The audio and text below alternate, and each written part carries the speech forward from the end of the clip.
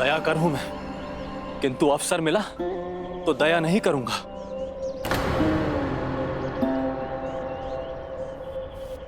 लगता है मिल गया अवसर। पुंडलिक भाई प्रणाम। कैसे हैं आप? आजकल दिखाई नहीं देते दुकान पर।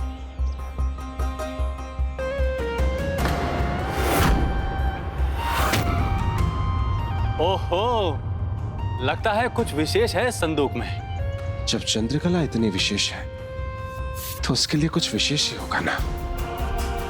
बहुमूल्य हार है इसमें।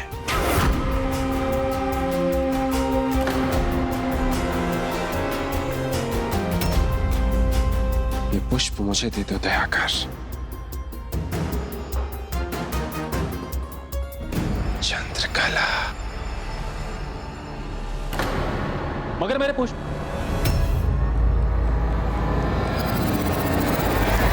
क्या जमाई राजा के प्रतीक्षा में शेष जीवन हमें द्वार पे ही बिताना पड़ेगा? कब आएंगे जमाई राजा? वो जब आएंगे तब आएंगे, किंतु उनके कारण हमें गृह प्रवेश का मुहूर्त तो नहीं जाने देना चाहिए ना। हमें रीति के अनुसार गृह प्रवेश संपन्न कर लेना चाहिए। उचित कहा दिवाकर ने। सुख समृद्धि तो तभी आएगी जब शुभ मुहूर्त में गृह प्रवेश होगा। उचित है, परंतु सब कुछ विधि विधान से होना चाहिए। उसमें कोई भूल नहीं सहूंगी मैं।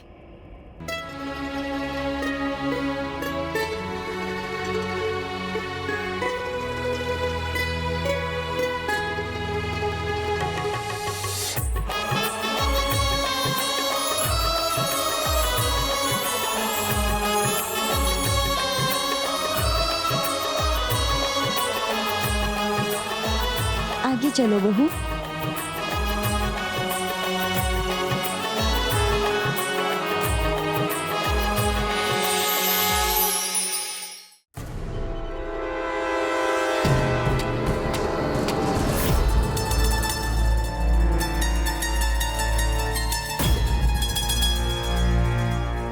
अभी शीघ्र में हो। चंद्रकला कहाँ है?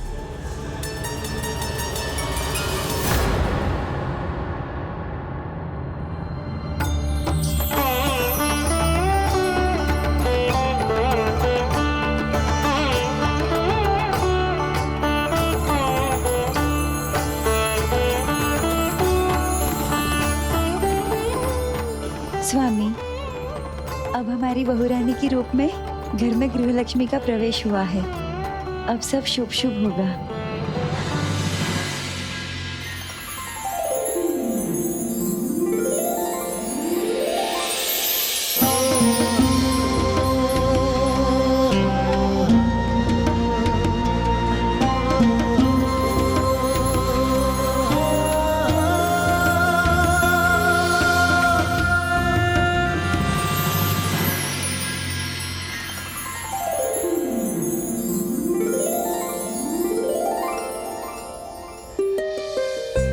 एक बात जान लीजिए, क्रोधित नहीं रह सकी मैं आपसे दो पल भी। वो आप पर मोहित। सब हैं जिस पर मोहित, वो आप पर मोहित। सब तुम पर मोहित? अर्थात? ओह, भूल से ये क्या कह गई मैं। आप तो जानते ही हैं ना, नगर में कितने मन चले हैं। मेरा हाट जाना, मंदिर जाना दू भर कर देते हैं।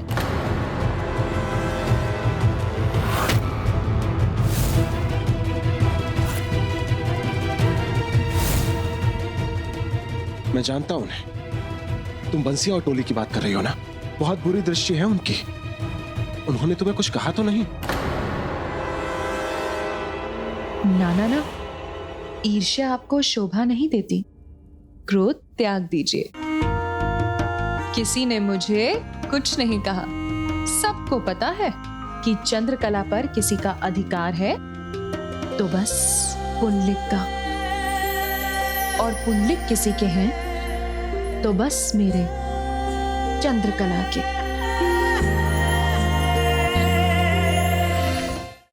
प्रभु, जो दृष्ट व्यवहार बंसिया और उसकी टोली ने चंद्रकला के साथ किया तो पुंडलिक को क्रोध आया। किंतु ये व्यवहार तो वो स्वयं भी करता आ रहा था। तब उसे क्यों नहीं समझ में आया कि नारी का अपमान नहीं करना चाहिए? बुरा करने वाले को उस बुराई का प्रभाव तभी समझ में आता है जब वो बुराई स्वयं उसे चोट पहुंचाती है, और तब यदि वो ये समझकर सुधर जाए तो उसका कल्याण हो जाता है, अन्यथा वो अपने सर्वनाश को ही आमंत्रित करता है। लो पुत्री, ये वस्त्र और ये आभूषण, ये सब तुम्हारे लिए है। धन्यवाद। पुत्र नदारत है और माता पिता मालती को उपहारों से तोल रहे हैं। कुछ तो है जो ठीक नहीं है। आओ पुत्री, हमारे घर के सबसे महत्वपूर्ण सदस्य से भेंट करो।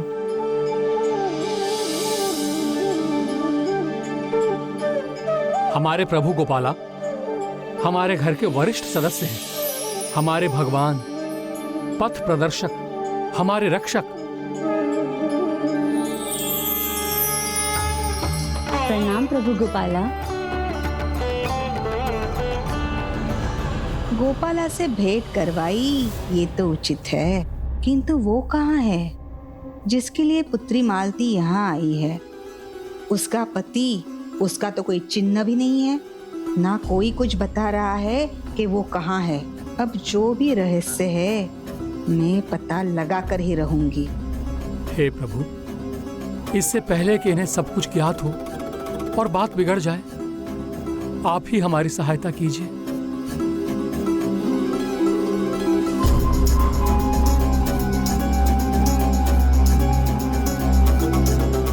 इनकी चिकनी चुपड़ी बातों में मत आना। कोई अपनी नई दुल्हन को इतनी प्रतीक्षा करवाता है भला? लगता है ये समझ गई। बात कुछ और ही है। मुझे तो लगता है कोई अन्य भी है।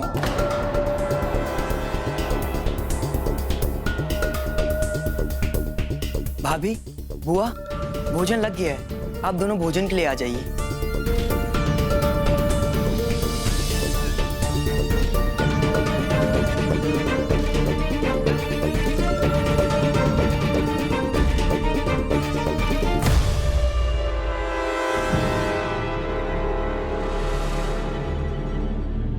वो अभी तक नहीं आए।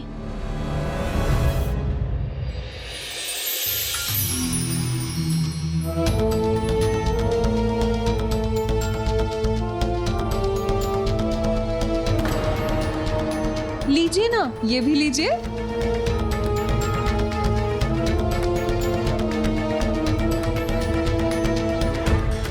आज मुझे शीघ्र जाना होगा, तुम बुरा मत मानना। नहीं, कदापि नहीं। देर से आए हैं तो ऐसे नहीं जाने दूंगी मैं। संदूक से तो लगता है कुछ अधिक विशेष और बहुमूल्य लाया है आज।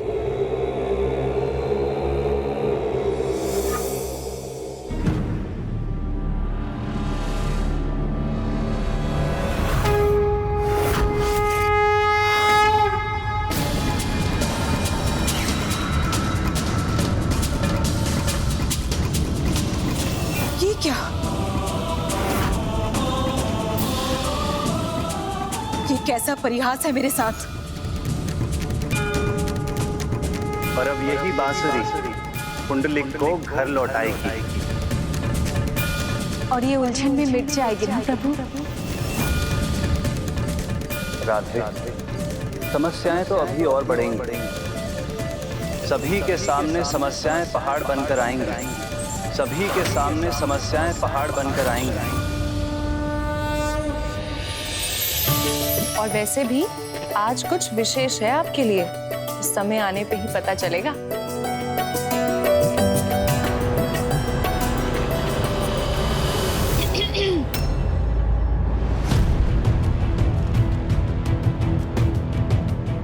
बीच में आए बिना रह नहीं पाती ना।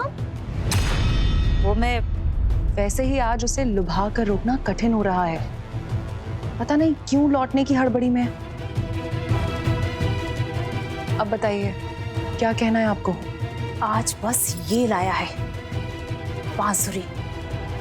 तो संदूक में ये बांसुरी थी, इसका क्या करूं मैं? बार बार आपको एक ही बात समझानी पड़ती है माँ। एक बार उसे पूर्ण रूप से मेरे मोह पाश में बंधने तो दीजिए, फिर उसका घर बार धन दौलत सब हमारी होगी। आप व्यर्थ में ही इस बांसुरी के पीछे पड़ी हैं। छोटा मत सोचिए माँ, बड़ा लाभ देखिए।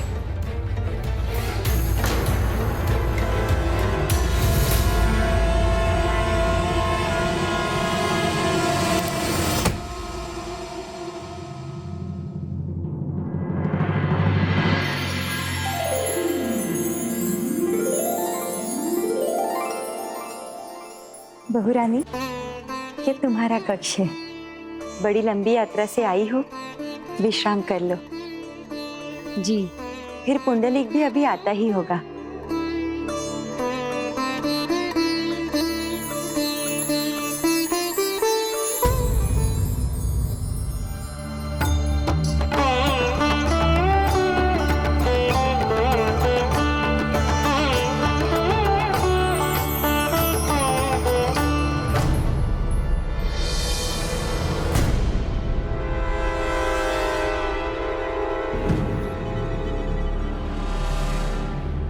देखा, मैंने कहा था ना, आप चकित रह जाएंगे। आपकी आंखें खुली की खुली रह जाएंगी। आपको कैसी लगी भाऊ? कैसे बताऊं मैंने तुम्हारी भाभी को अभी देखा कहाँ है? मैं भाभी का नहीं, मैं तो सज्जा की बात कर रहा था। आज हमारी लाज रखने ना, आज कहीं मत चल।